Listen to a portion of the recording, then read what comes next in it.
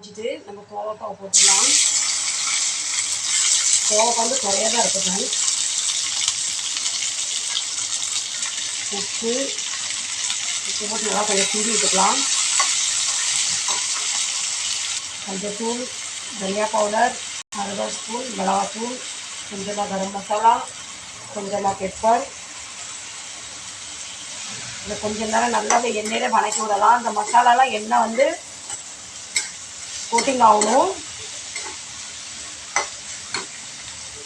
கோவக்காய் வந்து எப்பவும் வேகக்கு டைம் எடுக்கும். எந்த ஒரு காய்கறி ரொம்ப நேரம் வேக டைம் எடுக்கும் அதுவும் சத்துள்ள காய்னு சொல்லுவாங்க எங்கள் அம்மா. இது நல்லா இப்போ கொஞ்சம் தண்ணி பார்த்துட்டு ஒரு 10 நிமிஷம் மூடி வச்சிடலாம். இப்போ நல்லா பொடி பண்ணிட்டு வந்துடலாம். இப்போ நல்லா பொடி பண்ணியாச்சு. ஃபைனலாக தான் போடணும். இப்போ நம்ம இப்போ வச்ச காய் வந்துட்டு பாருங்கள் எப்படி வந்துருக்கு பாருங்கள். பை சான்ஸ் உங்களுக்கு ஒழுங்காக வேகலை, இவ்வளோ பெரிய பெரிய பீஸ் வேண்டான்னா லேசாக அப்படி கரண்டியால் அப்படி மசிச்சு விட்டால் நல்லா கரைஞ்சிரும். ஆனால் பீஸாக இருந்தாலும் சாப்பிட நல்லாயிருக்கும். நான் எங்கள் வீட்டில் யாருக்குமே பீஸாக எடுக்க மாட்டாங்க. இப்படி கரைச்சி விட்டுட்டோன்னா நல்லா சாப்பிடுவாங்க. எல்லாம் தூக்கி ஒதுக்கி வச்சுருவாங்க. அதனால் நான் வந்து மேஷ் பண்ணிக்கிட்டு இருக்கேன். இப்போ சுரக்காய் தாள் தவிர கொஞ்சம் வெங்காயம், கொஞ்சம் கருவேப்பிலை, கொஞ்சமாக தட்டி வச்ச பூண்டு.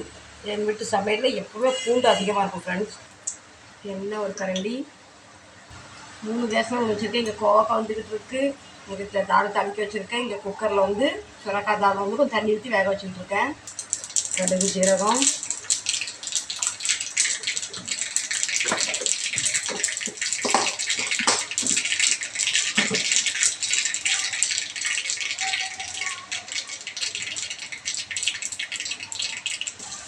வெங்காயத்தை போட்டாச்சு. கொஞ்சமாக காயப்பொடி. இப்போ நம்ம சுரக்காய் தால் ரெடி. கொஞ்சமாக மல்லிக்கீரை, நம்ம தால் பாலக் ரெடி. சாரி, தால் சுரக்காய் ரெடி. பாலக்குன்னு சொல்லிட்டு தப்பு, சாரி. மல்லிக்கீரை போட்டோன்னா நல்ல ஒரு மனம் ஃப்ரெண்ட்ஸ். ஃப்ரெண்ட்ஸ் கலர் பாருங்கள், அப்படியே சூப்பராக வந்துருக்கு பாருங்கள். இது சோறு கூட சாப்பிட்லாம், சப்பாத்தி கூட சாப்பிட்லாம். இப்போ நம்ம கோவக்காவும் ஆல்மோஸ்ட் ரெடி ஆகிட்டு இந்த பொடியை போட்டு நல்லா கிண்டுனா கோவக்காய் வறுவல் ரெடி. ஃப்ரெண்ட்ஸ் இந்த கோவக்காய் வறுவலுக்கு வந்து இந்த ஹைலைட்டே இந்த பொடி தான். இது போட்டால் தான் அந்த டேஸ்ட் வரும்.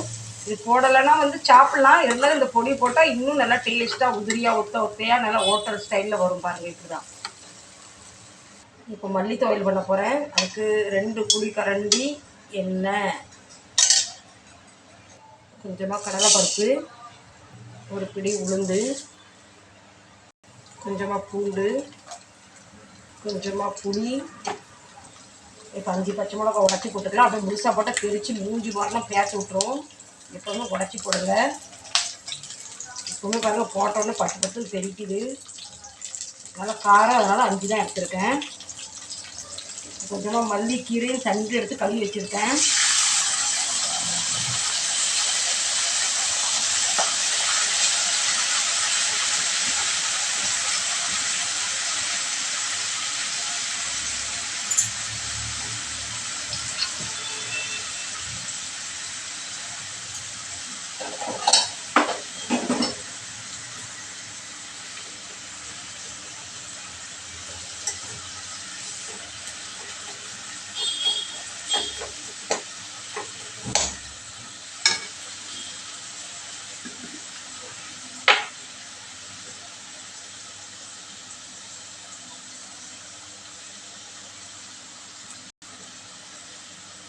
கல் உப்பு போட்டாச்சு 1/2 ஸ்பூன்.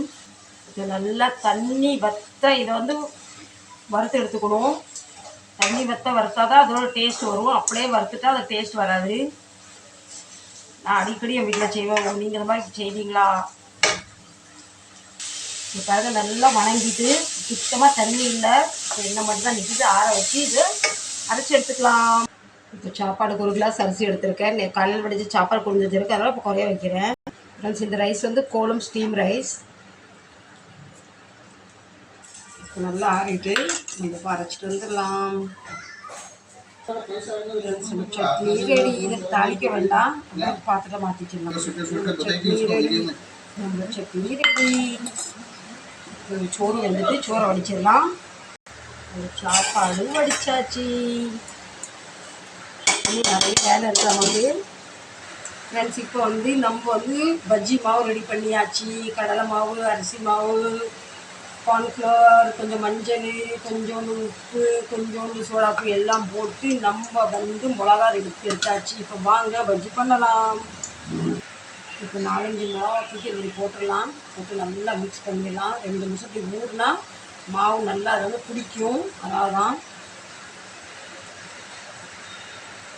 இப்போ எண்ணெய் நல்லா காஞ்சிட்டு நம்ம ஒரு மிளகாவை எடுத்துட்டு இறக்கிடலாம். எண்ணெய் ஒன்றும் சூடாகல போல. இப்போ ஒரு பக்கம் நல்லா வெந்துட்டு இப்போ மாற்றி போட்டுடலாம். போன தடவை மாவு கொஞ்சம் தண்ணியாக இருந்தது ஃப்ரெண்ட்ஸ். இப்படி ஒளி போச்சு. இந்த தடவை மாவு கரெக்டாக வந்துருக்கு பாருங்க. இந்த தடவை நல்லா தோசை பதத்துக்கு போன தடவை கொஞ்சம் தண்ணி ஆகிட்டு. இப்போ நம்ம பஜ்ஜி ரெடியாகி விட்டது. இப்போ நம்ம முருவலான பஜ்ஜி ரெடி. மலைக்கு ஏற்ற காரசாரமாக பஜ்ஜி.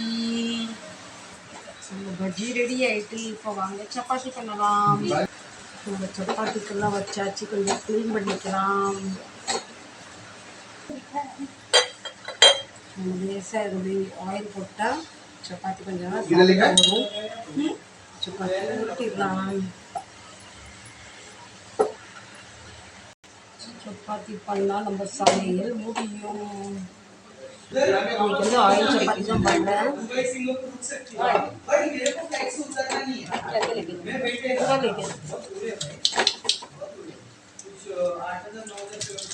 நானும் மறக்கிறதுனால அப்படி புக் பண்ணுவோம். சப்பாத்தி ரெடி. ஃப்ரெண்ட்ஸ் ஆல்மோஸ்ட் நம்ம சமையல் எல்லாமே ரெடி. இப்போ நம்ம குடும்பத்தோடு உட்காந்து சாப்பிட போகணும். நீங்களும் சாப்பிடுவாங்க. இந்த வீடியோ பிடிச்சதை லைக் பண்ணுங்கள், ஷேர் பண்ணுங்கள், சப்ஸ்கிரைப் பண்ணுங்கள். மீண்டும் நல்ல பிளாகில் உங்களை சந்திக்கிறேன். அதுபோல் உங்களிடம் விளையாடுறது உங்கள் Bhavani lifestyle. Tata bye bye. இன்னைக்கு திருமண நாள், பிறந்தநாள் கொண்டாடும் அனைத்து உறவுக்கும் என்னோட மனமார்ந்த நல்வாழ்த்துக்கள். Love you. பாய்.